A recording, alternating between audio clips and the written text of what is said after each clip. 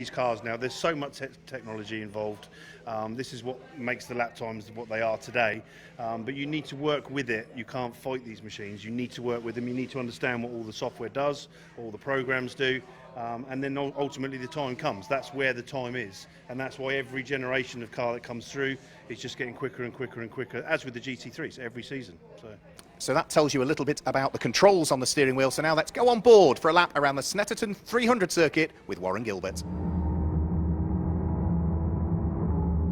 Okay, so on board now on the centre straight, coming up to turn 1. There's the other Hex.com car just to the front. Round Ritchie's third gear, looking for the apex there, and we want to run out nice and wide now. Fourth gear, fifth gear, and then we're coming into a heavy braking zone now, round Wilson. Down to second gear here. Careful on the power on the exit because it does oversteer. Third gear and then fourth gear, trying to set up for the next left-hander. We've got to be careful with the other Hex.com car. And then we've got a straight here, so we need to get on the power as soon as we can and then let the car drift all the way out, and then we're going to be heading on down this long straight. So it's fourth gear now, fifth gear. I think on a good day we would actually snatch sixth gear now through Agostini down into second.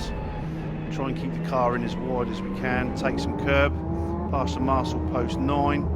Now we're heading up to Hamilton, which will be fourth gear. Bleed the power on, run wide.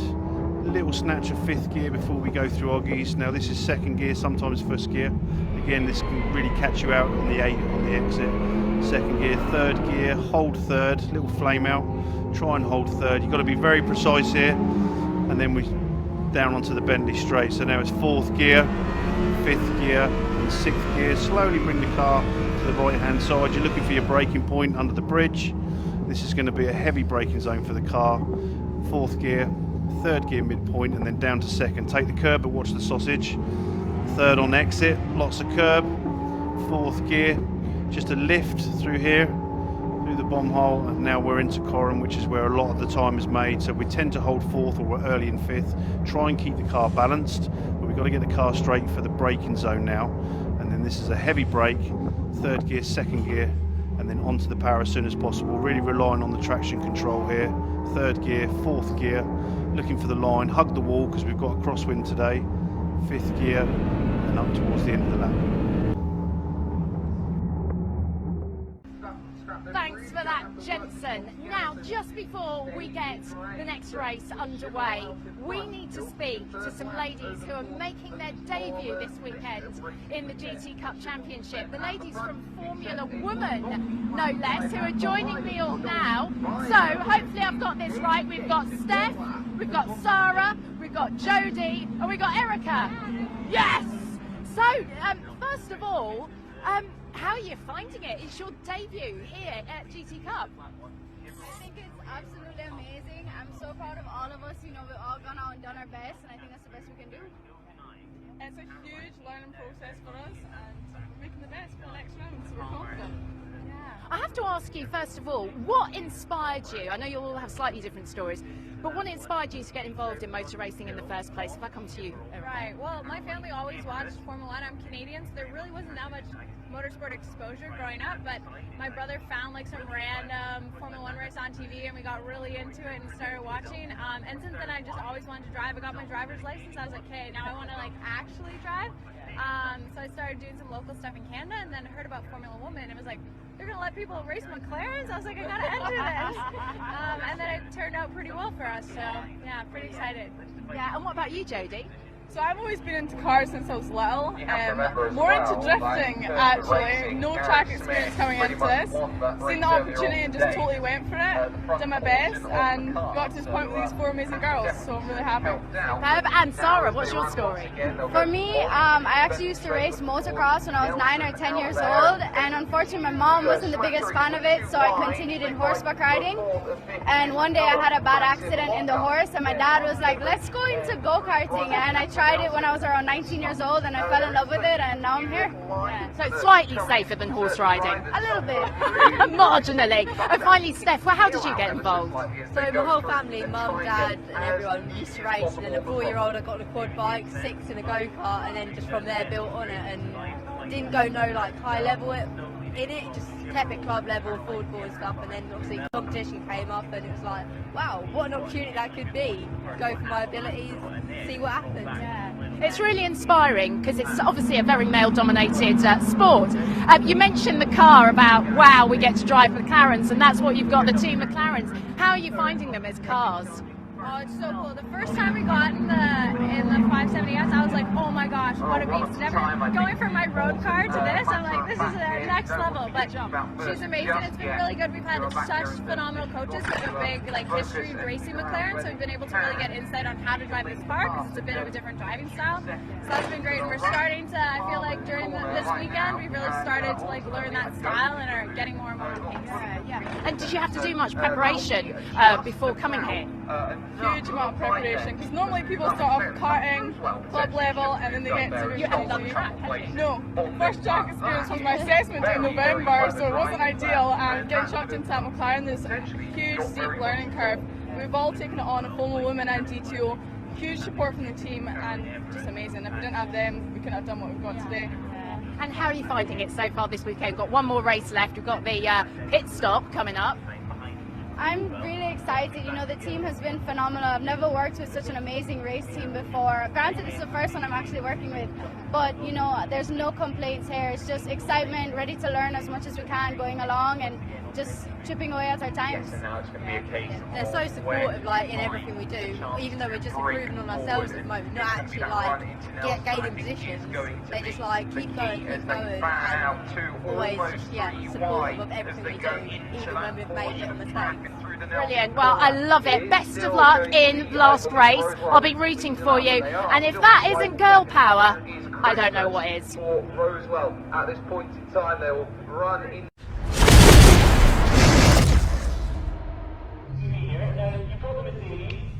And we are on the grid, and the ladies, well, one of them I know, her car is just a little bit further back on the grid behind me, so they are ready to race in the pit stop as more of the cars line up on the grid. Someone who's already here in position number 2 is Mr. Steve Burgess. Now, this is obviously the pit stop where you have the amateur driver race first, then they switch over to the pro, and it's going to be Steve Burgess, who had a really good run in the sprint, who's now getting ready to take the car out. And this is the Radical, the GTO, which is up here in front. Let's have a quick chat with Steve, if at all possible. Steve, can you hear me? Slightly. I know it's not easy. I'll shout and you can lip read. How are you feeling going into the pit stop race? I'm a bit nervous, to be honest, but I'm going to give it my best shot, and hopefully we're a bit better luck than we did yesterday, and keep it clean and neat, and bring it home in P1. It'll be lovely. Yeah, I mean, it's lovely. You're in the front row here, so that gives you a pretty good start, doesn't it? Yeah, definitely. Yeah, we just had quite a lot of issues this weekend, and we lost all day Friday testing. Unfortunately, had a wishbone failure, so we had a lot of seat time. So it's made it. We've been on the back foot, but hopefully we'll do a good job in this last race. Yeah. Well, absolutely. Listen, good luck. It's lovely to see the Radical up front as well, so good luck to you, my man. So there you go. That's our Radical and the GTO that's up front. We've got a few more cars coming through. Is that, I think that is Simon Orange coming through again. I think he is in number 3. Yeah, so we've got Simon again driving first. And we're just waiting for, I can see him actually, Ian Loggy in car number 16, the Mercedes just here, who'll be making his way into pole position very shortly after that fantastic win in the sprint. Really comfortable for him. Here he comes, taking his position. And don't forget, Ian has got to do this entire 50-minute race all by himself. He doesn't have a pro driver riding with him, so it's quite a tall order for somebody to do that. And you know, even though we've got some cloud today, it's pretty hot and it gets absolutely roasting inside those cars. Now, the grid is all to do with the fastest laps, and someone that can tell us more about that and also give us a rundown about the actual grid that we're looking at now for this race is Mr. Mark Werrell, of course. Thank you very much for that introduction, Michelle. So yeah, the cars are fully lined up on the grid. Once more, Sam Neary joins me in commentary for the final time this weekend. Sam, we were chatting off microphone whilst Michelle was busy interviewing the drivers there. You know, Ian Loggy has gone well this weekend. But you were saying, you know, from the outside of the front row of the grid, the Radical, which actually we thought it was Steve Burgess was scheduled to start. It is Ben Dimmock that we've just interviewed, so Ben is starting, and that's a change to our expectations and Michelle's. You think his is the car maybe to watch in the early stages of this race, because in a straight line that Group GTO car is very quick. Yeah, definitely. I think we do know that Radical is very quick in a straight line, and I think it's a long run into turn one, and I really think the Radical could get the move around the outside. He's going to have to get the power down soon, and then try and cut off Ian as soon as possible. And then from there, he just has to hold on to the position. We know they are Am-Am, but Ian is also Am-Am, and I think Ian has less of a pit stop penalty than the Steve Burgess and Ben Dimmock car. So it could be interesting after the pit stops to see how the Radical ends up, but I think my money's on Ian Loggy for this race. I agree with you. I think it's Ian Loggy's race, as long as he stays clean, yeah, because he is an Am-Am combination, so that means it's 60 seconds in the pits for him, plus a 10-second success second from yesterday. But before we go through all the rest of that, let's go back down onto the grid with Michelle. I've made my way a bit further back here on the grid, and I just wanted to point out one of the cars of the ladies that we have just been speaking to in the car of number 64, one of our Formula woman drivers who's here racing, of course, in the GTH McLaren. I'm going to give you the big thumbs up. I think that's Erica that's there. I've got to clear the grid. They're about to go racing. So, Mark, for the last time this weekend, it's over to you. Thanks a lot, Michelle. Yep, so we are about ready to go with our final race this weekend in the GT Cup Championship. As we're suggesting, Ian Loggy will spend 10 seconds less in the pit lane than the Radical that sits alongside him at row 2 of the grid. Simon Orange, when he hands over to Michael O'Brien, they will spend 95 seconds in the pit lane compared to Mike Price, who will hand over to Callum McLeod with just 75. So that's what we need to consider as well, the success seconds, and we'll tell you a little bit more about that in a few moments' time. So as they head off onto their formation lap, we should be able to guide you through the grid, and we'll tell you the starting drivers and how many seconds they'll have to spend in the pit lane as well. We'll try and rattle through it all when we go through the grid. So it's Ian Loggy that starts from pole position. He'll spend 70 seconds in the pit lane come the pit stop window, and alongside is number 7 Ben Dimmock, who will spend 80 seconds in the pit lane. Row 2 of the grid, Simon Orange on 95 seconds alongside Mike Price, who will be on 75. Row 3 of the grid, Morgan Tilbrook, he will start with 90 seconds in the pit stops, and alongside him is Ian Campbell, who is on 75 seconds. And row 4 of the grid, it's John Dillon on 75 alongside Steve Ruston, who is on 60. The 5th row of the grid, Graham Tilley, 75 seconds, alongside Warren Gilbert, who's on 80 seconds. And row 6 of the grid, Lucky Kira, 75 seconds, stationary in the pits, alongside Roy Millington, who will stop for 90 seconds. Row 7, Charlotte Gilbert, 70 seconds, alongside Kavi Jandu, who is the next car up, and that car should also stop for 70 seconds. So both of the cars on the 7th row of the grid will stop for 70 seconds. And row 8 of the grid, James Wallace, it will be 90 seconds in the pit lane, alongside Stephen Walton, who will stop for 60. Row 9 of the grid is Philip Carter, 75 seconds, alongside Mark Hopton, who is on 85. And row 10 of the grid, Tamo Shahan, 70 seconds stationary, alongside 86 Tim Kresick, who is on 75. The 11th row of the grid, Erica Hoffman, 60 seconds, alongside John Curry, 75. And row 12 of the grid, number 65, Steph Saw, we believe, is the driver that is now going to be starting that car at 60 seconds, alongside number 80, Ron Trenker, who will be on 75. So a range of different periods that they all stop for. It's quite a complex system, but it does seem to work, doesn't it? In that if you're an Am-Am combination, it's 60 seconds. If you're an Am sort of semi-pro, it's 70. If you're an Am with a true pro, it's 75. And then you add to it the success seconds, depending on whether you won your group, were second in your group, or were third in your group last time out. You either had 20, 15, or 10. And that's how we come up with it. Exactly. It's supposed to be based on the pace of the pro driver. So a pro sporting is a class as a silver graded driver usually, yep. And usually they're only maybe 5 tenths to a second faster, and a complete pro driver should be about 1.5, sometimes 2 seconds faster. So it sort of just evens that out and allows everyone to have an opportunity to win a race here. And you've been upgraded from pro sporting to pro for this year, so from silver to gold in theory, haven't you? As far as GT Cup is concerned. Yes, exactly, which is quite sad really. I did enjoy doing the sprint races and the qualifying, but yeah, sadly class as a pro now. You're too quick, so you've got to do less driving. That's what it's intended for, isn't it? That's exactly what it's intended for. Let's see what happens in this one now. Remember, pit stop window opens today because it's the Sunday pit stop race. It will be Group 2 that will come in first. So all the cars in Group GTH will come in between the 24th and 29th minute of the race, and the cars that are running on the front in Group GT3, Group GTO and Group GTC will come in between the 29th and the 35th minute of the race. So the quicker cars stop later today because they stopped earlier yesterday, which, as you suggested, means that the pros get less time to affect the race today than they did yesterday because the pros can't start again. So Ian Loggy starts on pole position at the wheel of the Mercedes, the Radical of Ben Dimmock alongside. It's the McLaren of Simon Orange and the green Mercedes of Mike Price that's alongside. It's Morgan Tilbrook and Ian Campbell on row number 3. We're about to go racing for the final time this weekend in the GT Cup Championship. Final round of the weekend gets underway, and it's not a bad start from Ian Loggy actually. He might just outgun the Radical up towards Ritchie's corner. Can Ben Dimmock come back? No, the extra grunt of the Group GTO Radical, as Sam Neary suggested, did tell. Morgan Tilbrook, I think, 2 wheels on the grass there on the approach towards Ritchie's corner. That sort of unsettled the car as the gap started to close. He did the sensible thing though, got out of the way, avoided any contact, lost a place, frustrating, but already I think he's gained one of them back because he's got back past Ian Campbell as they head in towards Wilson, which looks very tight, but they're all safely through it, I think. Yeah, as we saw, Morgan Tilbrook made that little bit of a mistake into turn 1, but you have to pay the price in this moment. You know, it's the early start of the race, you've got cold tyres, and also once you get that mud on the tyres, it becomes a very hard car to stop.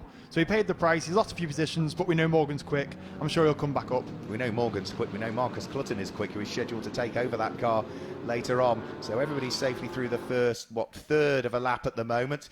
Group GTO Radical in the hands of Ben Dimmock, former Radical champion, leads the way. And there, I'm afraid, is a spin, and that is an off for Erica Hoffman that's had a short rotation down at Agostini. She'll get going, she'll drop to the tail end of the order, and here comes Morgan Tilbrook already back on full attack mode, closing in on the Mercedes of Mike Price. Couldn't quite do it there though.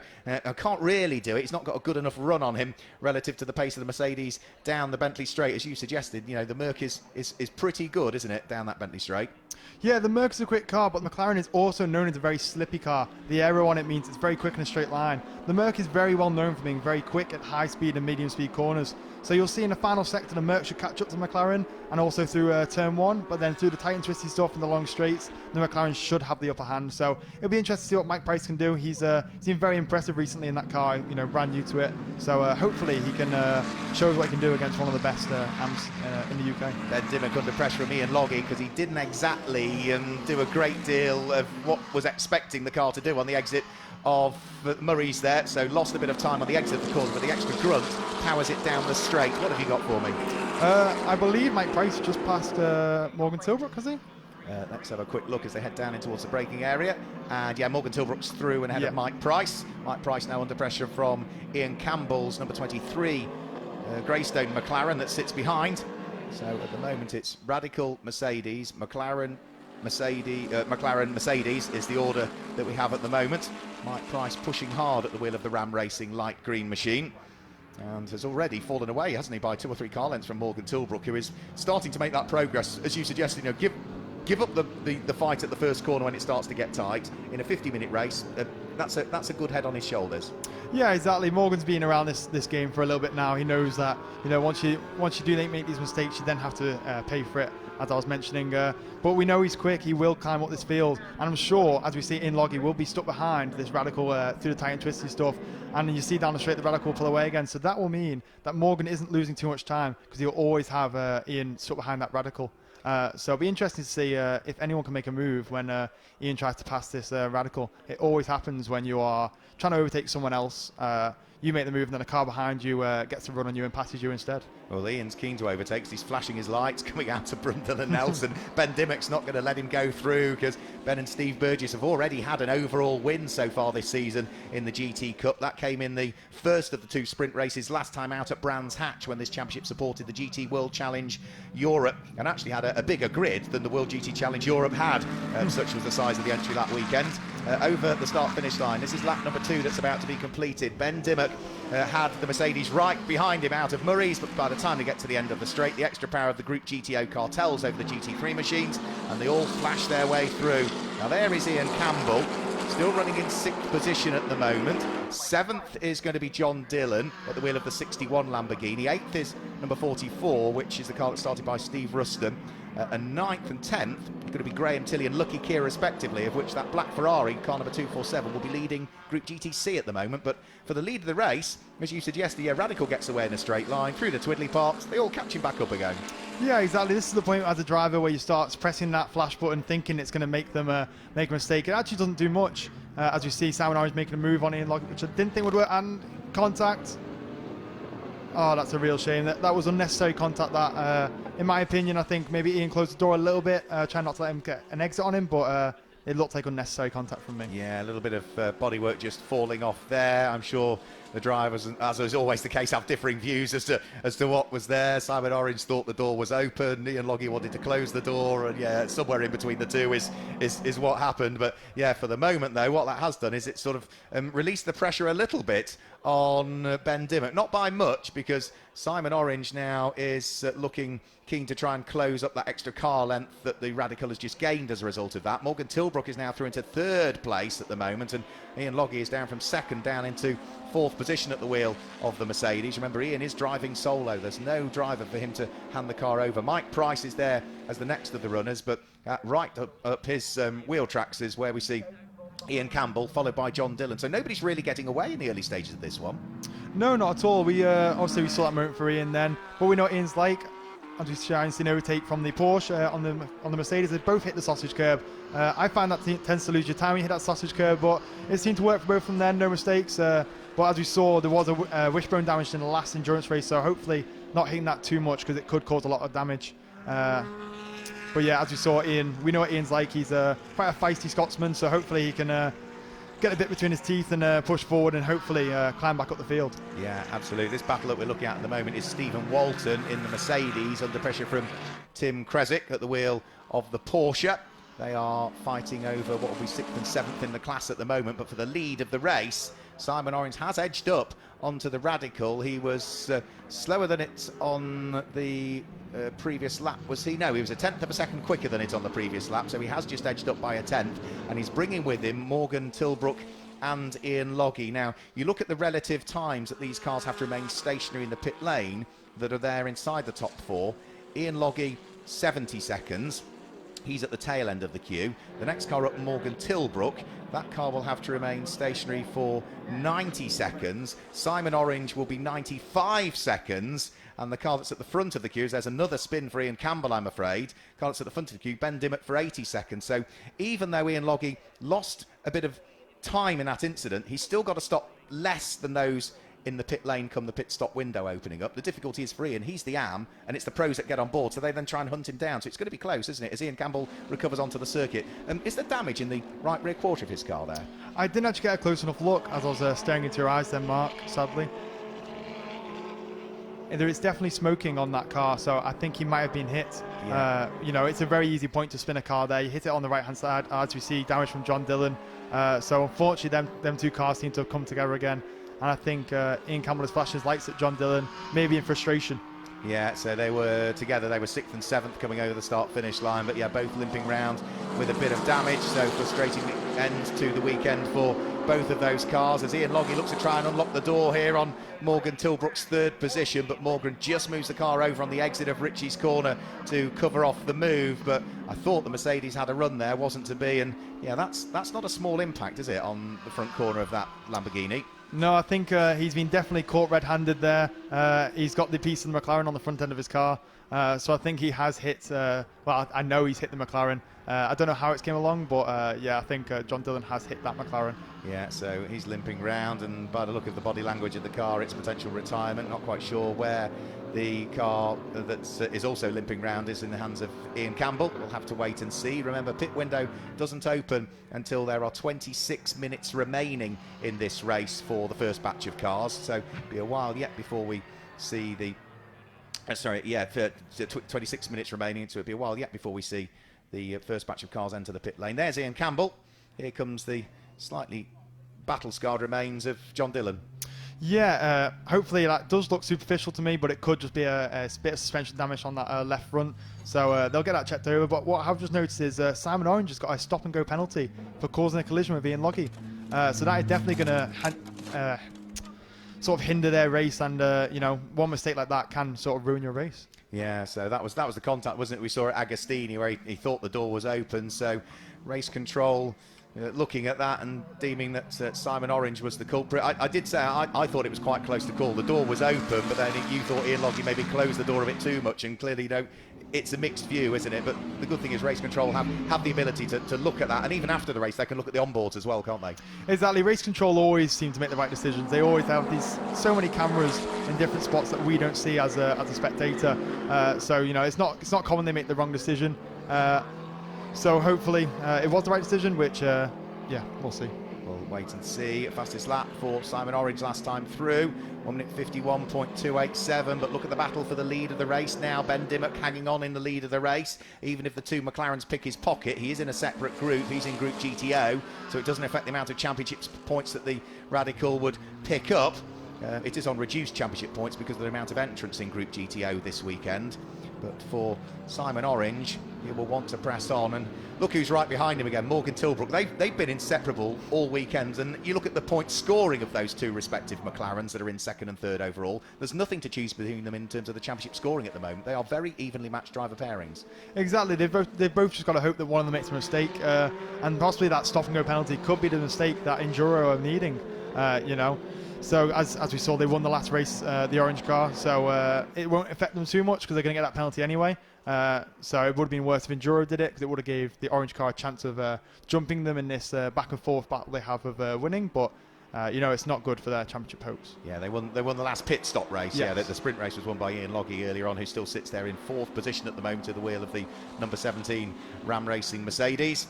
Now, this is a battle in Group GT8. That's Ron Trenker looking to try and see if he can get past Erica Hoffman. Erica, having had her spin, is now looking to try and carve her way back through the order once more. So this is for what will be last position in the race at the moment, but they are fighting over 10th and 11th in their respective group. But Erica, the quicker of the two, but now she's recovered from her spin. She should be able to disappear up the road from Ron Trenker.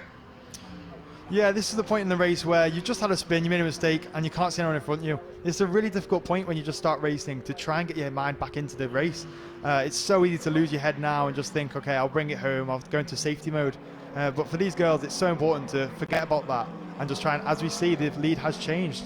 Simon Orange has made the move, and it looked like Tilbrook had made the move, but I think the Radical came back down the straight with the power. So he's probably made the move round Coram and dive bomb down the inside, which allowed both of them to come through. But Simon Orange just now needs to get a gap, and hopefully Morgan Tilbrook can be stuck behind that Radical for a bit, so that stop go penalty can be sort of crawled back. Yeah, well, Morgan Tilbrook will stop for 5 seconds shorter than Simon Orange will do. So Morgan now knows this for him is a critical part of the race. He has got to get past that Radical, because if he starts to see Simon Orange in the lead of the race disappear up the road, he knows that 5 second advantage that potentially they have in the pit lane is going to disappear, and he's trying to work his way through Ben Dimmock. But I think even if he got through and past him there in a straight line, the Radical would still punch its way down to the bottom of the straight. So critical part of the race for me. This could decide who claims the win. Exactly. He has to make his move at the right point, as you just said. As Ian Logie is now coming back at him, that is how easy it is when you're attacking someone to make that little bit of a move where you're offline, and it just gives the car behind you that opportunity to overtake. And it's really annoying when you're that car in the middle and you want to make an overtaking move, but you then also got to defend. It's a really difficult point as a driver to try and work out what is the best move to do to not put yourself in a position where you're hindered, and also try and pass. Catalyst for a bit of change, though, might be a back marker or two, because they are going to come up towards a back marker before too much longer, and I don't think it's a slow back marker, because I think it's Ian Campbell that's now back out there as Morgan Tilbrook does draw himself alongside the Radical, but in a straight line. We know Ben Dimmock and the Radical are quick, but Morgan Tilbrook's got the car position, so he's got the inside line for Richie's corner. Can he make it stick? No, in a straight line. The extra grunt of the Radical tells. And despite the very best efforts into the pit lane, that's the race leader. So that's for the 5 second stop-go penalty. Now, they've opted to take that reasonably quickly, but for Simon Orange, that now means that Morgan Tilbrook and Ben Dimmock are fighting away once more for the lead of the race. Exactly. Unfortunately, in a stop-go penalty, you can't just take it during your pit stop. You can't just add the 5 seconds onto your pit stop. You have to go into the pits, and you have to crawl through that pit lane at 50 km/h, shaking your head, and as you're seeing the team go past, and you put your head down because you know you've made the mistake. But luckily, there is still this bottle point, so I'm sure that Simon Orange could catch back up to this grid before his pit stop. Yeah, so it's a 5 second stop-go penalty, but we know with the bulletin that's issued to drive from one end of the pit lane to the other end, from in to out, at the regulatory speed limit, the pit lane speed limit takes 18 seconds. Plus you've got to decelerate from race speed down to that pit lane speed limit and accelerate up. So it's not just 5 seconds or the 18 seconds you lose. It's nearer 25 or 30 seconds you lose, isn't it? Yeah, it's a very tough penalty. You see it, you only see 5 seconds. You sort of give yourself a little bit of a cheer, and then you see it's a stop go, and you're right back down to planet Earth. So as we see, one of the Greystone McLarens. That's Mark Hopton, I'm afraid. Yeah, Mark, who's had a really solid weekend. Been impressed with Mark this weekend. Not seen, I don't think, any mistakes from him other than that one. So, yeah, that's a shame that he's had a bit of an off, but hopefully we'll be able to recover to hand the car over to the hugely experienced when it comes to racing McLarens, Ewan Hankey. Now, this is the lead battle again for Group GTC. We have seen Ferrari and Lamborghini, i.e., the Top Cats racing with Hex.com Lamborghini and Lucky Kira's Ferrari, pretty much evenly matched all season. And so far this weekend, it is 2 group wins to the Lamborghini. It is 1 group win to Lucky Kira. And at the moment, Lucky Kira is just ahead, isn't he? Yeah, it's almost like deja vu again. These 2 cars just seem to be attracted to each other. So as I think the challenge car, I've not driven one, but I believe it is a much heavier car than the Lamborghini, but it has a little bit more grunt in a straight line, which is very interesting to see around a track like this, where you have long straights and then you have hairpins. So a light car compared to a heavy car, or a car with more grunt that's heavier, you can really race each other. As we see Morgan Tillett trying his hardest to go around the outside. But Ben is doing the right thing and just keeping the car right where you want to place it, and he can't make the move. No, can't make the move, and they are still coming up towards that traffic, but that traffic is Ian Campbell, so he's not a slow car, Ian Campbell, so they are catching, but only slowly catching Ian Campbell. So Radical, McLaren, Mercedes, McLaren, that's the order of the top 5 at the moment. Ben Dimmock, Morgan Tilbrook, Ian Loggy, Mike Price, and then Steve Ruston, who is doing another good job again. Steve and John Whitehouse have had some good results this weekend. Morgan Tilbrook again trying to undo the door, isn't he? Coming out of Oggies to see whether there's anything he can do on the run towards Williams. But Ben Dimmock driving as hard as he possibly can. What he gives away through the twiddly bits because of the less developed aero on the Radical, he gains in the straight line because of the extra grunt of it over the restricted GT3 cars because of the homologation. Exactly, as you see, if you look at the lap times, they are about 2 seconds off what they were doing, what Ian was doing in the sprint race. And this is all you can do. You can just make your car look like the biggest thing in the mirror to sort of try and scare him into a mistake, and that's the key. As he should be a lot quicker around Coram, he should get back up the inside, but then down the straight we'll see that Radical come back past. Yeah, I thought he'd managed to open up the door a little bit there coming out of the bomb hole that time, but I think it was just the perception on the camera that we saw out of Murray's. You could see Morgan Tilbrook trying to stamp on the accelerator. I think the traction control tidied it up for him a bit there, looking at the way that the car just sort of squirmed around a little bit. Over the start-finish line they will go. We've still got a while before the pit window opens, so it's still about nearly 7 minutes before the pit window opens. And remember, today the pit window opens up the opposite way round, so the Group GTH cars pit first, and all of these cars that are fighting at the sharp end have to wait until there are just 21 minutes remaining before they can enter the pit lane, so there's a while to go yet. Group GTH being led by this car again, the young James Wallace, who at the wheel of the Veluga car has been pretty much sensational so far this year. And what does he lead Group GTH by? It's about 5 seconds at the moment from the car that's second in the group, Kavi Jandu. Kavi Jandu has not done a great deal of racing in the past, so that number 25 machine, and it's his first real season of racing, Kavi Jandu, is running second in the group, and that's on pure merit for him, so hats off to him. Yeah, massive hats off. I heard that he came here and he only did 2 sessions on the Friday when he jumped in the car, so he's very new to this car, and he's showing that he is quick. But at this point, this is the point as a young driver, he's not been in this position that often. He has to keep his head and he has to keep pushing. 5 seconds isn't that much, but after 5 seconds you cannot see them in your mirror anymore. And that is the key thing when you can't, as we see an overtake from Morgan Tilbrook, and that is massive for this race. It is. Morgan Tilbrook has finally made his way through and ahead of Ben Dimmock, and now Ben Dimmock has got someone else queuing up behind him to get through, which is Ian Loggy, who is going to be pushing absolutely flat out. I don't think Ian knows how to drive anything other than at least a minimum of 100, or maybe 101% for Ian. He is a very, very quick driver, and I've got to say, reasonably consistent as well. So Morgan Tilbrook leads the way. Now remember, this car that leads will be stationary in the pit lane for 90 seconds come the pit stop window. The Radical behind will be stationary for 80 seconds, and it will only be 70 seconds for Ian Loggy. So yeah, they've got to keep pushing as hard as they can to see if they can open up any sort of gap. New fastest lap of the race that time through, Simon Orange, after the stop-go penalty, 1 minute 51.169. He's pushing. Yeah, he's pushing really hard, and that was with an overtake as well, so very impressive from him to do that sort of lap time whilst overtaking other cars. For him, it's just keep your head down, keep pushing, and see where you end up at the end of this race. Anything can change. We know the pit stops, and also it's not just doing a pit stop. You've got teams work on the cars. Things can go wrong. Absolutely, the team have a role to play in these pit stop races. They have a role to play all weekend in terms of preparing the car, repairing the car, as the case may be. But yeah, the pit stops, they are ever more important, just to make sure they get the car serviced, the driver change sorted, and back out onto track as quickly as possible. There's the confirmation of the fastest lap for Simon Orange. But for second place, Ben Dimmock is a bit of a cork in the bottle. The cars behind, I would say, are quicker, but they just can't get by. Good driving by Ben has largely meant that that car has been exactly where he wanted it to be, and it's just allowed Morgan Tilbrook not only to take the lead of the race, but start to open up a little bit of a gap now and start to put a bit of traffic between himself and Ben Dimmock, and that's exactly what he needs, isn't it? Exactly, and you also can't take Mike Price out of this as well. When McLeod gets into this car, they've got no pit stop penalty, which means that they could really inherit the lead. So Mike Price has sort of got to get on with it as well. So as soon as Ian comes through, he has to be right on Ian's bumper and follow him through. Yeah, the difficulty with the Mike Price giving way to Callum McLeod is that Callum's a pro, and therefore it's 75 seconds, isn't it, that they'll have. So they'll stop for longer than the likes of Ian Logie. But yeah, then the pro, can Callum McLeod pick off the amateur driver as such, even though Ian Logie is not a slow am whatsoever. So they side their way through and past Erica Hoffman. That's the number 64 Trade Centre Formula Woman car that is placed a lap down. As the race leaders go through, there's a flash of lights for Steve Ruston as well, just to make sure that Erica is aware that he is also more than intent on overtaking. And we are now only, 6 minutes away from the pit stop window opening. There goes Graham Tilley. He's completing the top 6 at the moment. Lucky Keir in 7th.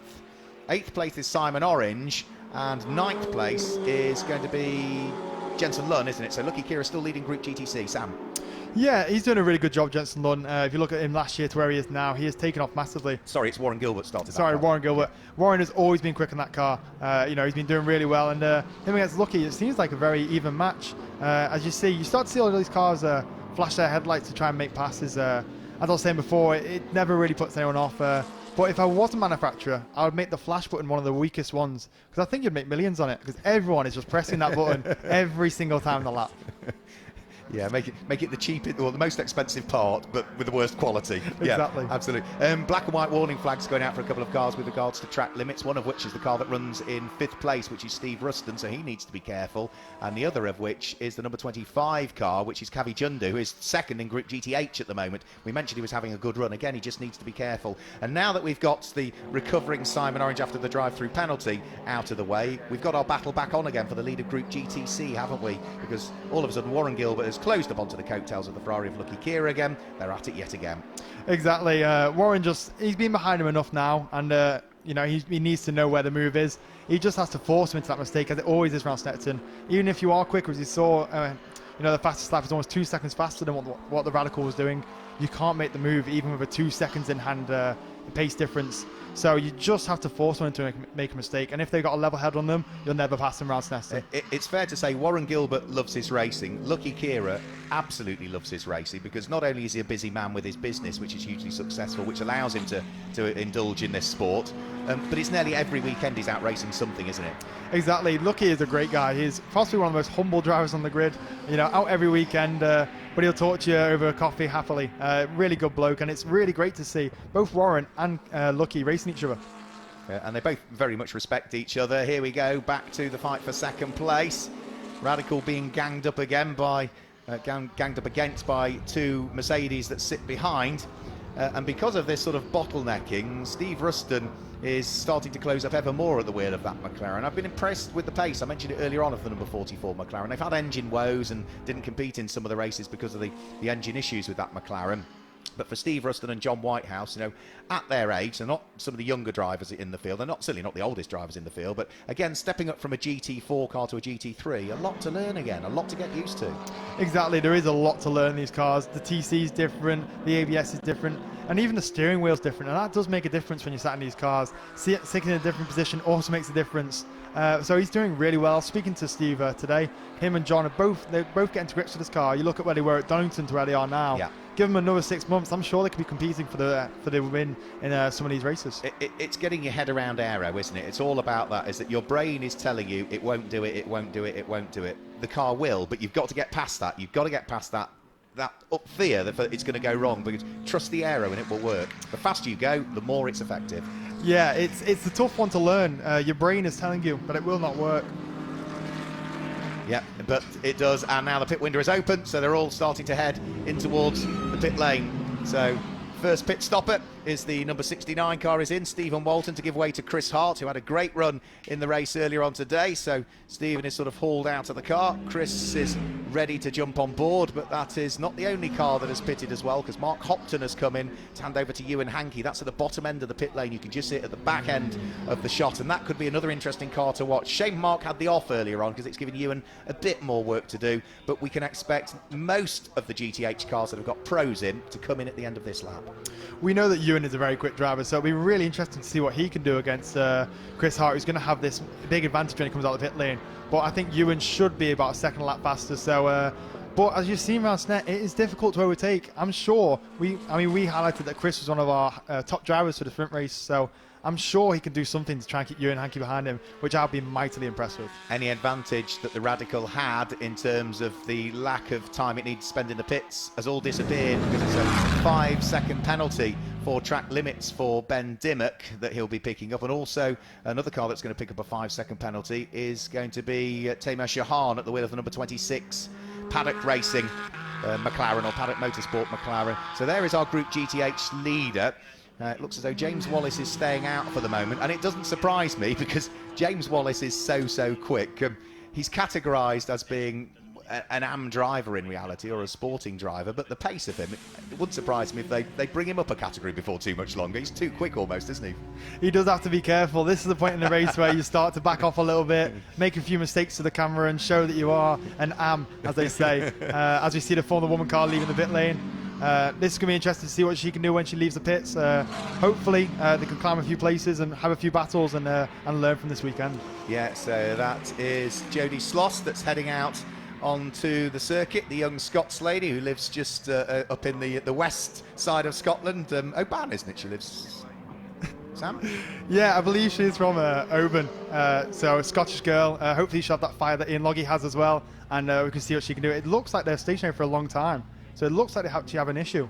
I believe the McLaren, when you turn it off in the pit lane, it can sometimes get this heat soak, and it won't start up again, so that is a big frustration.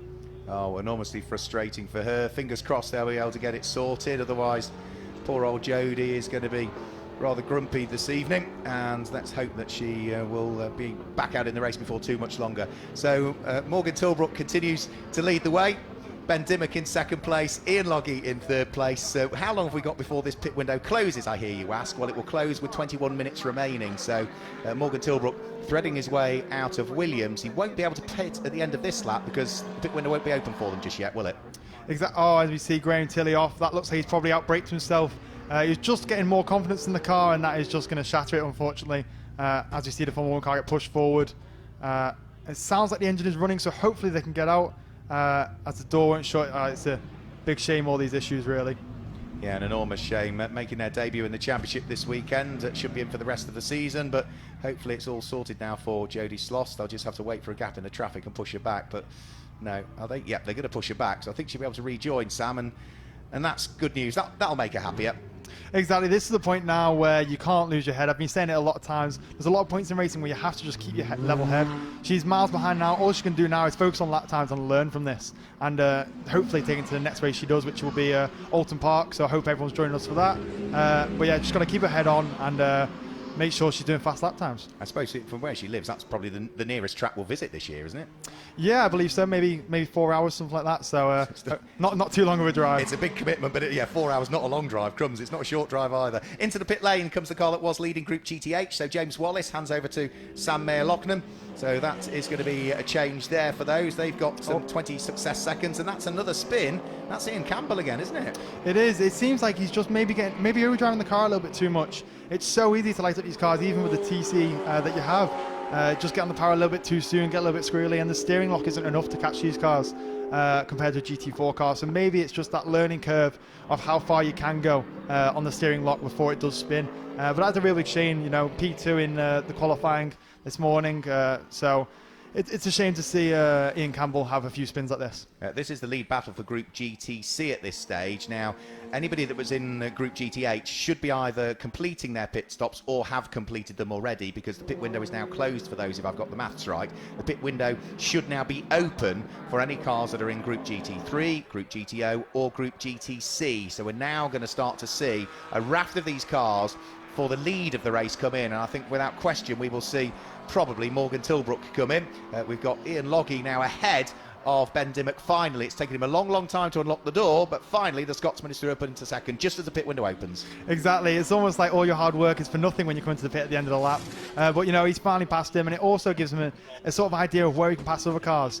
And that's the key thing. You need to know around Snetterton where the gap is going to be and what cars are fast in what places. So hopefully he's learnt that, and maybe he can use it to his put it in his arsenal for when he's going to have to defend against some of these fast pro drivers. Roy Millington jumps out of the Ferrari, in jumps Benny Simonson, who of course his late brother Alan Simonson very sadly killed at Le Mans a few seasons ago. So Benny jumping on board that car, so let's hope that Benny has a good solid race on Le Mans weekend. And off, I'm afraid, that is Jody Sloss. Now where is that? That looks like, is that the exit of the bomb hole in Coram? Yeah, that is Coram. The exit of Coram, yeah. Yeah, Coram is a hard corner in these GT cars. They're very on the edge, so maybe she just lost it halfway round, and to end up where she was, it seems like she just sort of maybe lost it on the brakes.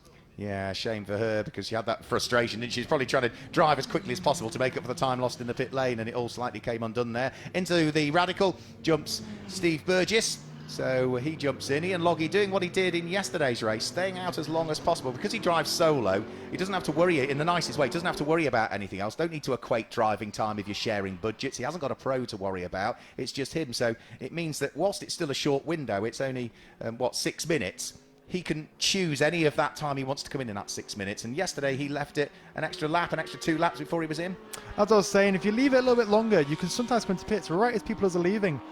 So it always sort of gives you that advantage, and maybe can cost them a few seconds, which you can have in the back pocket for later on the race. But he's also got clear track now, and you have to remember how important clear track is. He can bang in a few quick lap times now, maybe some 49s, which is not much different than the pros, as we see. Is that Chris Hart trying to overtake the 50? Chris Hart trying to retake the number 50 car, which is now in the hands of Sam Mayer-Loughnane. And this should be for the lead of Group GTH, I think, by the time we've cycled all of our way through the pit stops. I think it ultimately will be. Timing screen not suggesting that at the moment, but that's only because some cars have pitted and others are still in the process of concluding the pit stops. But I think it ultimately will be for the lead of the class, will it? And can Chris Hart sneak his way up the inside? He's going to try. He's going to do it. Did he carry too much speed in, though? Because he looked to be a bit late on the brakes. We've got the Group GTC cars in as well, so we need to watch out for what happens between the Lamborghini and the Ferrari. There goes Lucky Kira up towards pit lane exit, but Jensen Lum comes out ahead. So Top Cats Racing with Hex.com have been able to jump Lucky Kira, and that's quite surprising because they had 80 seconds stationary in the pit lane. The Ferrari only had 75. Yeah, that is really interesting. It seems, as I was saying, the team aspect can make a big difference to this race. It's not just 75 or 80 seconds, One quick mistake, as they're looking at the rear left of that car, they've changed tyres to the rears, which is very interesting for a 50-minute race. So I don't know if that's an issue they have with the car, or they're changing tyres just because they think their rears are going off too much. Yeah, I mean, maybe change the left rear, I can understand, because of the impact. They might have been worried that there was a damage with that impact that we saw earlier on with Simon Orange, who was deemed to be the culprit and got the drive-through penalty. So there is Simon Orange now, or sorry, that car will now be in the hands of Michael O'Brien, I should say. So that car is now, 8th position as it came out of the pit lane, but it's that period of the race where timing screen that you see on the left isn't absolutely right, because of course it's timed when they come over the line, so they might have come into the pit lane on that lap. We've got a change for the second of the two Hex.com Lamborghinis. Jumping out of the car is Charlotte Gilbert, and it'll be young Charlotte Birch that jumps in as well as Ian Loggy leaves the pit lane. Where is he going to feed out relative to the rest?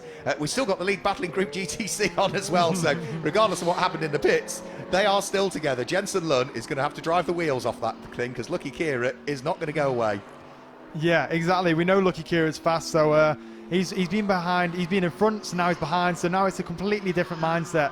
He has to try and attack full pelt, try and make a move, so he needs to just push Jensen into a mistake. He's not really been racing Jensen that much, so it's a different driver. So now you got to work out where he's quicker and sort of make your move. As a driver, forget the fact that, you know, a circuit might be difficult to overtake. Do you prefer chasing or being chased? Always being chased because it means you're in front, but I do prefer chasing. To try and close the gap. To try and close the gap. Target, it does give you a massive incentive. I really see, is that Wiltshire Girther off at turn 1? I think that will be off at turn 1, yeah. Yeah, maybe pushing a little bit hard to turn 1. Turn 1's a very interesting corner. You always think you can carry more speed, but as Will's just shown, sometimes you can't. And it's strange because there's almost 2 apexes, aren't there, at Ritchie's as well? Exactly, it's a double apex corner, but if you hit the first apex, you sort of miss the first apex in maybe by half a metre and then take the second one, because it's very easy to fall off that curve on the right hand side on the second apex if you hit the first one, which can really upset a car. So that could have been what Will had as well. And also, yeah, you then clobber that apex, the second one, it then pushes you wide on the exit as well because it unsettles the car potentially. So we'll have to wait and see. 15 minutes of this race to go, which means that the pit stop window, when we get to 15 seconds remaining, is closed for everybody. So if they're not already in the pit lane, they are now too late for anybody that hasn't pitted. But I think looking through the timing screen, everybody has conducted at least one pit stop so far. So number 76, Michael O'Brien, in 7th position at the moment, looking to try and get himself ahead of Will Tregurtha. So that's the fight that we need to watch at the moment. Flash of the lights from Will Tregurtha as they close up onto the coattails of the Porsche that lies ahead, the number 86 car, which is now in the hands of Chris Diamond rather. And we've also had a change for the lead of Group GTC. Lucky Kira's gone through. Yeah, we saw Lucky trying that move last time, so he knows he's quicker there. So that's where he's made the move again, and this time it's stuck. It's going to be really interesting to see Michael O'Brien versus Will Tregurtha now. So I'd like to keep focused on this and see who's going to come ahead out of the pros. I'd spotted it earlier on over the course of the season, and I know Top Cats have spotted it as well, that you do see Lucky drop off a little bit more towards the end of the race. So I'm wondering if maybe they've sort of, not made it easy for him, but if he's found the gap, don't try and close the door on him and hope that, we do get that drop off again. That's what they might be hoping with Lucky. So I don't think it's all done and dusted yet, just because Lucky's taken up the lead of Group GTC. Depends whether we get that fall off. And particularly in the warm conditions, it could be a larger fall off today. Exactly. A heavier car always falls off more on the tyres, though. We know that Ferrari is heavier. So it could just be that the tyres fall off a lot. We noticed the new Pirelli does have that big drop off when you really go past it.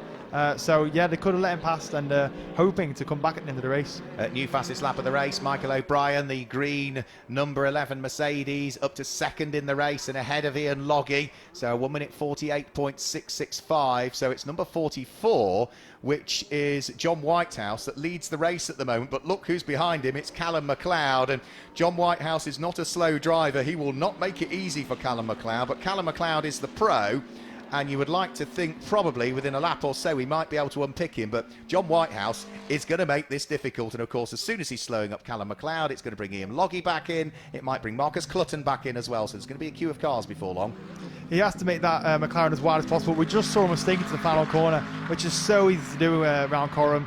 And that's an easy move for Callum McLeod. So Callum's going to take that one. They are side by side turn 1, but I'd expect Callum to carry more speed around the outside. So this should be done and dusted as it is.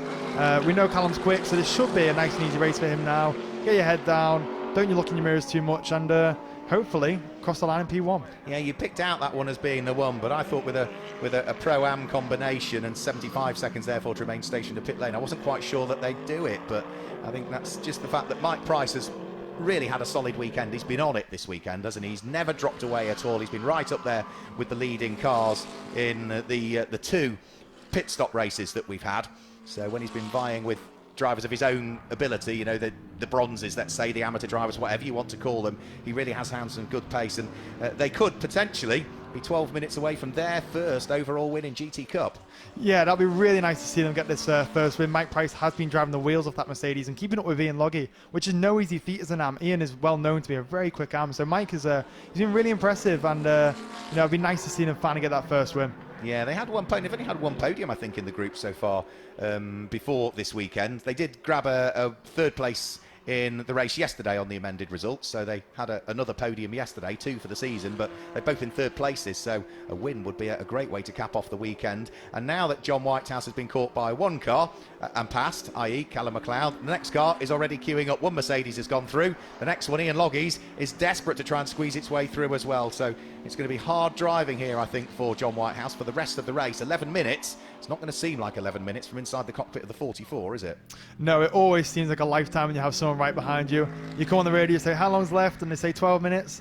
You said it was 12 minutes last time, you know. You can't believe that time is not moving. But yeah, he just has to keep his head down. He knows Ian's quick, but he's also an am. You know, this could be a really big turning point for John Whitehouse to sort of keep Ian Loggy behind him and give him that confidence boost that he needs for the rest of the season. And you've seen who else is closing up in the background. It's the number 66 car in the hands of Marcus Clutton now that he's taken over from Morgan Tilbrook. So the number 66 Enduro Motorsport McLaren is closing in as well. So the pressure's building on poor old John Whitehouse here. The Signature RV backed car that's gone really well over the course of this weekend as well. Be great for them to cap the weekend off with a solid result. They've not been on the group podium so far this year. They didn't attend at Brands Hatch. They've actually only scored 6 championship points coming into this weekend because of problems.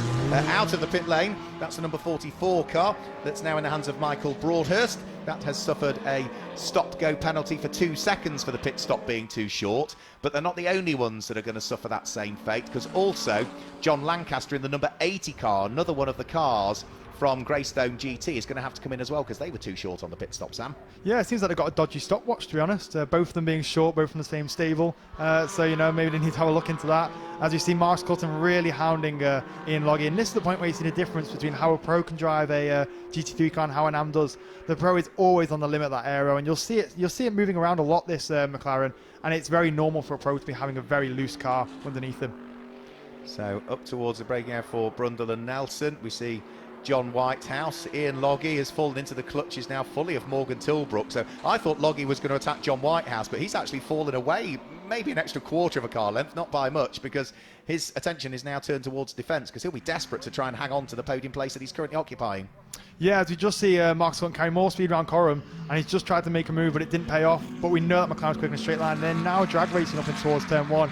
We know Ian is feisty into turn 1, so if you're Marcus, I probably wouldn't go for this, but now he's alongside, he's got to go for it. Try and keep more speed around the outside and see what he can do. As you can see a backmark getting involved as well. This can be really interesting.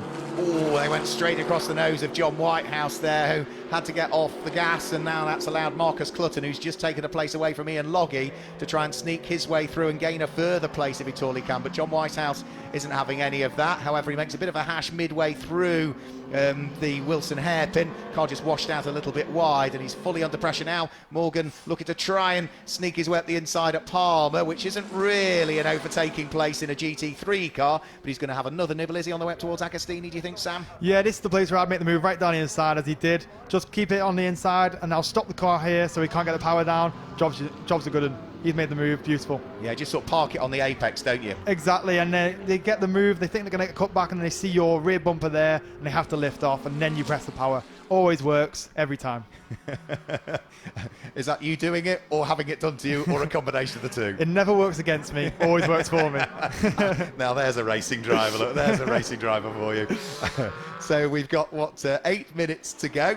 It is Callum McLeod that is leading the way, and this is now the fight for second, third and fourth place. Marcus Clutton up to second.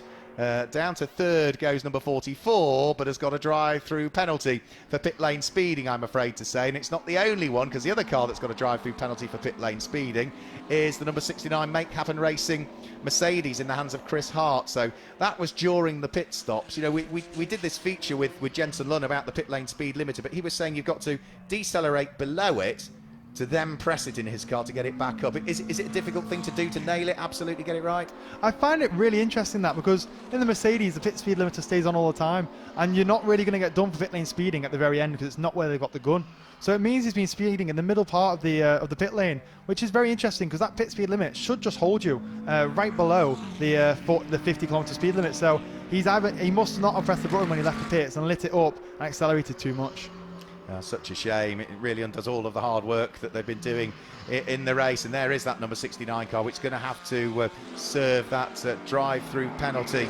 So into the pit lane and back out has gone number 44, which is John Whitehouse. So we've also awaiting the arrival of the number 69 car. Lots of dust at Richie's corner tells you that somebody has run wide. You can see all of the dirt and detritus on the apex as well. Here's number 80 John Lancaster fighting away and looking to try and get himself ahead and through of Jody Sloss at the wheel of the second of the Trade Centre Racing Formula One machines. But for our race leader, Callum McLeod, leading by a very comfortable 14 seconds now. Not only did he take up the lead of the race, but he really has pulled away from those behind. Some of that aided by the squabbling, some of it aided by John Whitehouse coming into the pit lane, but substantive lead. Looks as though they could be on for the win. Definitely, it seems like I definitely think Callum McLeod is the deserved winner of this. His lap time is almost a second faster than any other one of the pros, which is incredible. It's very difficult to be a second quicker than any other pro on the grid, which is also showing how quick the Ram Racing car is, which is very impressive. So, I can't say I called it, but I did call it. I think Callum McLeod is also one of those pros that, even for people that know motorsport, he's still a little bit under the radar, isn't he, Callum McLeod? Which is such a shame because he's a hugely talented driver. Yeah, he is. He's done everything you can think of. He's done British GT, he's done everything. He's been really fast, competed against factory drivers and beat them most of the time. But he is very underrated. As we see a move from Michael O'Brien on Will Tregurtha, who's trying to get down the inside, but that shouldn't work on Will Tregurtha. He should be able to keep around the outside. But we know the McLaren's quick in a straight line. If you can get Will offline now, he can get the run down the inside and make the move to turn one. And they're both still ganging up on Steve Burgess at the wheel of the Radical, and that is for position actually. The Radical is in 4th place. Then we've got the cars that sit behind Will Tregurtha and Michael O'Brien in 5th and 6th respectively. And again, Will Tregurtha trying to sneak the nose of the Mercedes up the inside of the McLaren, but Michael O'Brien isn't going to have any of that at all. Michael O'Brien, 27 years of age nowadays, been racing in British GT and sports cars for a good number of years, having previously competed in single-seaters. Will Tregurtha never went that route, really. I mean, he's a big lad anyway, Will Tregurtha, so single-seaters were never really an option, but was a Ginetta Junior champion and then stepped up from Ginetta Juniors and went on and won the British GT Championship in the GT4 class with Stuart Middleton the year following, didn't he? We know how quick Will is. He's been in the GT Cup for a little bit now, so he has shown his pace, but very impressed by Michael O'Brien again, who made that move out the final corner and really got the run, like I said. He's now trying to pass that Radical, but Steve Burgess is now in the car, who's possibly the quicker out of the two, so be interesting to see if Michael O'Brien can make the move, but he should be about 2 seconds a lot faster. So Steve just has to try and keep on track, not making mistakes, but as we see, a very nice move from Michael O'Brien. Got the power down, got the move, and jobs are good, and now move on to the next one. It almost looked effortless, didn't it, that from Michael O'Brien, and now that one has snuck through, Steve Burgess will be keen to not allow Will Tregurtha to go through. The good thing is that the Radical is so strong in a straight line, he should be able to hold off the red and Dayglow yellow machine, and indeed you can see the gap has increased to at least a car length as they head through Brundle and Nelson, but there's more traffic up the road that needs dealing with. We head back towards what's going on in Group GTH, and this is the car that's currently 3rd in Group GTH, which is Sam Mayer-Lochnan being ganged up on by Michael Broadhurst. So this is for the final podium spot in Group GTH, which is for the GT4 homologated cars. Sam Mayer-Lochnan classified as a sporting pro. Michael Broadhouse is the true pro and is trying to sneak that car onto the podium. Yeah, this is the point in the race where, as I say always, you're looking for the mistake of the driver in front, but it's a big point where you just cannot make one mistake. Michael Broadhurst will capitalise on any single mistake he makes. So, we know the McLaren's quick and straight line. As you can see, he's trying to get alongside underneath the bridge. He should make him run a little bit deep into this, and then maybe try and get the run into the bomb hole. But we'll see what happens. Well, I would like, I try and stay neutral, but it would be nice to see that number 14 McLaren go through. And the only reason I say that is because we have not had a podium finish as yet for that car this season, whereas the number 50 Porsche has been arguably the best car in the category in Group GTH so far this year, leads the Group GTH standings coming into this weekend. So it'll be a good job done for Philip Carter, who's getting ever quicker again through Greystone and the programme that they have in place to bring drivers on. And Michael Broadhouse will be pushing hard, won't he, to try and see where they can scoop up a podium. Not many more laps to do it though, Sam, because there's only 2 minutes to go. Exactly, maybe only 2 more laps, so Michael Broadhouse really has to make everything stick now. Carry a bit more speed through turn 1 as you think you can. The aero wash isn't a big thing in these GT4, so he can carry the speed and keep I would see he's trying to just put off the driver in front, but it will not work, hopefully. But he should go a bit deeper and then try and get the run, but it's so difficult to try and get a move around here. The McLaren 570S GT4 is arguably one of the longer in the Tooth GT4 cars nowadays, but it's serving championships still very well. It's very competitive still.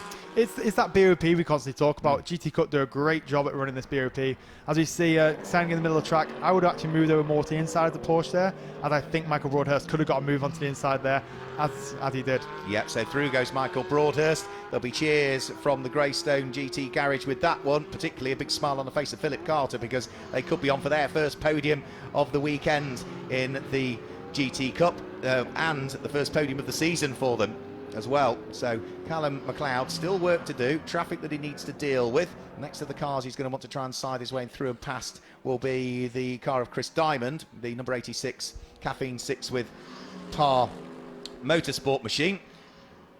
Chris allows him to go through, and then it will be Benny Simonson that will be the next of those. But for Callum McLeod, and I've got to say for Mike Price, impressed with Mike over the course of this weekend. He just seems to have gelled with the circuit, gelled with the car in a way we've not seen so far this season. They have both been faultless. Snetterton is a track where I think, as we see him move for Will trying to do it around the inside, we know that Radical's quick, so he shouldn't be able to make it, but can he go around the outside? I doubt that will work. If Steve just keeps it on the inside and now gets in the power now and pushes him out, it shouldn't work. But he has kept alongside him, which I'm impressed by. Yeah, and Steve not going to make it easy up towards Hamilton. No, not going to work in the end. Steve just get a bit of a wiggle from the tail end of the car there. So for the moment, just keeping the Radical ahead. This is the fight for 5th and 6th overall in the race, but Will Tregurtha does exactly what Michael O'Brien does and manages to thread the GT3 car up the inside of the other car heading in towards Oggies. Over the start-finish line went Callum McLeod, 10 seconds to go. So they're on to their last lap of the race. And back to Mike Price, yeah. Just gelled with the circuit car in a way we've not seen this season. Exactly, he has been this weekend. He has been unfaultable. He's not made one mistake. And as you see, Callum McLeod, he's still laughing faster than most of the other pros on track. Which you're in the lead, you've got a 12-second gap. I personally wouldn't be pushing that hard, but it just shows how deserving they are of this, both of them. He is the fastest car on track, and definitely Mike has been a massive factor to that. What could have been yesterday in the pit stop race as well, because they saved the new tyres for Callum McLeod yesterday, and of course he retired shortly thereafter. There goes Benny Simonson looking to try and sneak his way through and ahead of the Lamborghini of Jensen Lunn, and that will be for position as well. That will be for 2nd and 3rd in the group, so Lamborghini desperately needs to try and stay ahead, but Benny Simonson is the pro. Jensen Lunn is really a fairly amateur driver in terms of the amount of experience he's got driving this car in particular. Benny Simonson tried to drive around the outside at Williams. That's not on the book, surely. They're also trying to stay on the lead lap, because Benny Simonson will not want to get lapped, ideally, will he, by Callum McLeod, because that would give them another lap then to try and sort out who's going to finish 2nd and 3rd in the group. Exactly. He's got to make this. Is going to be incredible if he does it there. He's done it. Back down the inside. Beautiful move. He made that move all the way from back at the corner before, and it's just that's where it came into fruition. As Callum McLeod, I would just be staying right out of this. Them two are moving all over the track. I would say, you two enjoy your fight. I've got 12 seconds. I'm not getting involved. Well, he's lapped Jensen Lunn, which means that, yeah, for Benny Simonson, if he stays on the lead lap, then that confirms him as good as in 2nd place in the group. Lucky Kura's heading towards the Group GTC win, but heading towards the overall win and their first win of the 2022 GT Cup Championship season. It's the pairing of Mike Price, and bringing it to the flag is Callum McLeod. They claim the win. It should be Marcus Clutton, partnered by Morgan Tilbrook, who come through to finish in 2nd place. And Ian Loggy should be through to finish in 3rd place. That's a good haul of points again for the Scotsman this weekend, who again has showed his pace and his physicality, really, with 4 races on a hot weekend, driving solo, and he brings it home to the checker flag in 3rd position. So, yeah, really, really chuffed for the number 11 car of Mike Price and Callum McLeod. Overdue that win, but it's been perfect weekend for them almost, had it not have been for that suspension issue yesterday. Definitely. They've both shown how quick they can be, and they're both contenders for this title. I think if they can just keep doing these sort of results, they can definitely get up there. As you see Callum McLeod going offline, that is to pick up debris. That's just to make the car a little bit heavier before they go into Parc Fermé, because the worst thing now is if you go into Parc Fermé, you're underweight, that win gets taken away from you. As we saw Lucky Kira suffer that fate yesterday when he was I think a miscalculation put him, was it 8 kilos underweight in the end, was the official bulletin. And we've had through and over the start finish line the Group GTO winner, which is Steve Burgess and Ben Dimmock. We've also had the Group GTC winner just coming through now, which is Lucky Kira. Will be on his way towards the checkered flag in a few moments' time. And we're still awaiting the winning Group GTH at the moment. And we hadn't really mentioned much about Group GTH, but it does look as though we're going to get a win for Paddock Motorsport in Group GTH. So there goes Lucky Kira through. And where is the Group GTH winner? It should be the number 25 McLaren heading over the start-finish line, which just goes through now, does it? The number 25 McLaren. Yes, on corrected times, they get that win by the look of things, because the car that took the win on the road, Timo Shahan and Mo Ritson, had picked up a 5-second penalty for track limit. So the number 25 car claims the win in Group GTH, and hats off to them, because that's their first group win of the season as well. Yeah, it shows you how painful these track limits can be. You know, he's won the race on merit, but that track limits has just ruined it for him. So they won't be celebrating tonight, because I think it sort of feels a little bit bitter. The team will be, though, because it's a 1-2 for Paddock Motorsport. Exactly. Even on corrected times, they've got the 1-2, so they'll be as pleased as punch with that. As will Ram Racing, because their drivers finished first and third in this particular race. So, yeah, fantastic stuff from them. So all of the cars have now taken the checkered flag. We should be able to confirm the results with you very shortly indeed, before we maybe get some final reaction for Michelle. So let's confirm the results. It's Mike Price and Callum McLeod that claimed the win, their first of the season, with Morgan Tilbrook and Marcus Clutton in second place and Ian Loggy in third. Simon Orange and Michael O'Brien are there in fourth, ahead of Graham Tilley and Will Tregurtha. And then in Group GTO, the win went to the car in sixth place, Steve Burgess and Ben Dimmock.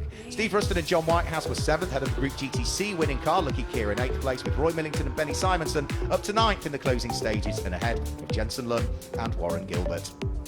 In 11th place, it was Ian Campbell and Ollie Webb, with the two Charlottes, Birch and Gilbert, finishing in 12th place. And then, as we say, in 13th place, that is the winner of Group GTH for the first time this season, Cavi Jundo and Adam Hadfield. And you can see all the rest of the finishers from there on down. Problems for John Dillon and Andrea Amici. I think they were ultimately the only retiree in that final race of the weekend. So, Sam, just a very quick thank you from you before we maybe gauge some reaction down in the pit lane. No, thank you very much for having me. I've really enjoyed my time commentating. Obviously, everyone knows I'd rather be on the track, but it's been a great experience for me and a new one. So, no, thank you very much for having me, and thank you very much, GT Cup. Thanks for your insights, Sam, and all the best here in 2 weeks' time with British GT.